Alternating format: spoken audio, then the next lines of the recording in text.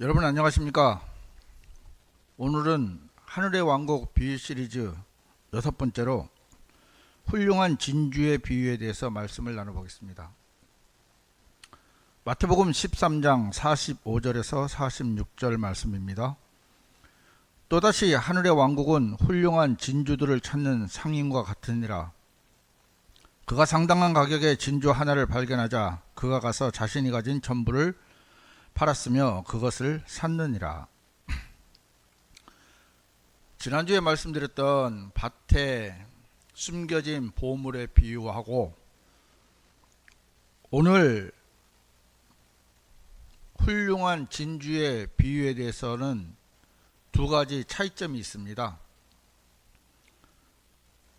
밭에 숨겨진 보물의 비유는 그것을 발견한 자가 보물을 산 것이 아니고 밭을 산 것이고요.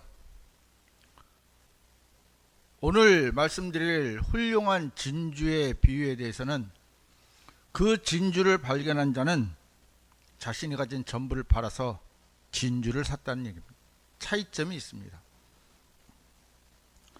자, 본문을 다시 한번 읽어보겠습니다.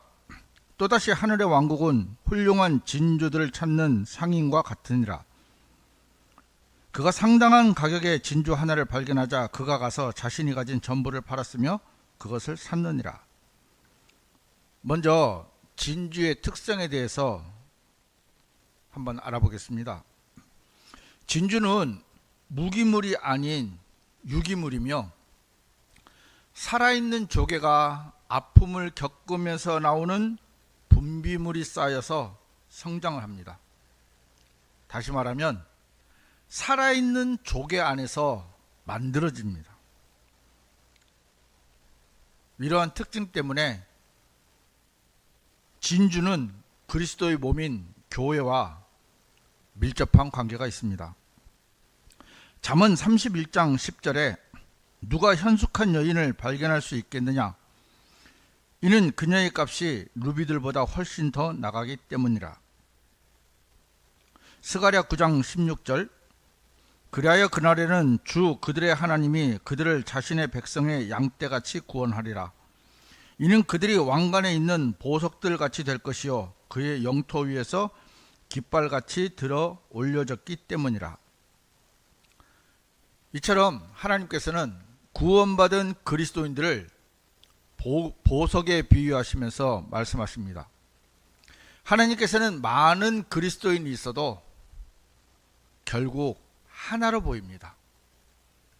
고린도후서 11장 2절에 보면 이는 내가 경건한 질투로 너희를 질투하기 때문이니 내가 너희를 한 순결한 처녀로서 그리스도께 제시하려고 내가 너희를 한 남편에게 정혼시켰기 때문이라. 교회에 많은 그리스도인들이 있지만 우리는 영적인 그리스도의 몸에 속한 하나의 몸입니다. 그래서 우리가 수천만 수억 명이 구원을 받았다 하더라도 하나님 편에서 보면 그 많은 사람들이 그리스도의 몸으로 형성이 되어 있기 때문에 하나님께서는 우리를 하나로, 사도 바울도 우리를 그리스도께 한 순결한 처녀, 한 명의 순결한 처녀로 그리스도께 제시한다고 말씀해 놓고 있습니다. 에베소서 1장 23절을 보면 교회는 그분의 몸이요 모두 안에서 모두를 채우시는 분의 충만함이라. 자, 교회는 성장하는 유기체입니다. 끊임없이 그리스도의 몸은 성장을 계속하고 있습니다. 인간의 몸은 어느 정도 성장하다가 노화가 되고 쇠퇴해 가지만 그리스도의 몸은 계속 성장해 나가는 것입니다. 마치 아주 작은 진주 하나가 조개 안에서 계속 성장을 해서 훌륭한 진주가 되는 것처럼 말입니다. 에베소서 4장 16절 그분으로부터 몸 전체가 다 같이 적합하게 되고 모든 마디가 저마다 공급하는 것으로 가득 채워지나니 각 부분의 분량 안에서 효과적으로 역사하심에 따라 몸을 성장하게 하시어 스스로 사랑 안에서 세우는 데까지 이르도록 하시느니라. 스스로 성장하는, 무엇으로? 조개의 분비물로 성장하는 진주처럼 그리스도 안에서는 머리 대신 예수 그리스도께서 공급하시는 그 공급물로 각 몸이 마디마디가 연결되어서 스스로 사랑 안에서 세우는 데까지 이르도록 하신다고 성경은 기록해 놓고 있습니다. 자, 그러면 진주의 값은 얼마일까요? 본문 말씀을 보면 상당한 가격이라고 했습니다. 값을 얼마만큼 매겼는지는 잘 모르고 얼마만큼 값어치가 있는지는 잘 모르겠습니다. 하지만 이 훌륭한 진주를 하나를 사기 위해서 상인은 자신이 가진 전부를 팔았습니다. 자, 조개는 조개 안에 들어온 이물질을 감싸기 위해서 자신의 체액을 쏟아내며 고통 중에 진주를 만들어내듯이 예수 그리스도께서 순환과 십자가의 죽음을 통해 흘린 피를 통해서 우리는 구원을 받았습니다. 골로새서 1장 13절 14절 그분께서는 우리를 어둠의 권능으로부터 구해내셨으며 그분의 소중한 아들의 왕국으로 우리를 옮기셨느니라. 그 아들 안에서 우리가 그분의 피를 통하여 구속 곧 죄들의 용서를 받았느니라. 우리가 한 가지 분명하게 아셔야 되는 것은 무엇이냐면 우리가 구원을 받은 것은 바로 예수 그리스도의 보배로운 피, 이 피를 통하여 구원을 받았다는 사실을 여러분은 반드시 기억하시기 바랍니다. 그분의 피를 통하지 않으면 그 어떤 세상 사람도 구원을 받을 수 없다는 명확하게 성경에서 기록을 해 놓았기 때문에 여러분이 정말 구원을 받은 분이라면 그분의 피를 전부 통해서 구원을 받은 분이고, 여러분들 마음속에 구원의 확신이 없다면 예수 그리스도의 보배로운 피가 그 피를 여러분들은 아직 통하지 않았다는 것입니다. 성경에 구원은 어렵게 기록되어 있지 않습니다. 골로새서 1장 14절 말씀처럼 그 아들 안에서 우리가 그분의 피를 통하여 구속 곧 죄들의 용서를 받았다고 성경 말씀은 우리에게 확실하게 증거하고 있습니다. 예수 그리스도 자체가 하나님께서 가지신 것 중에 가장 값진 것입니다. 하나님께서는 구원받은 그리스도를 위해서 가장 값어치 있고 값지고 자신과 같은 예수 그리스도를 우리를 위해서 희생하셨습니다. 예수님께서 십자가에서 자신의 모든 것,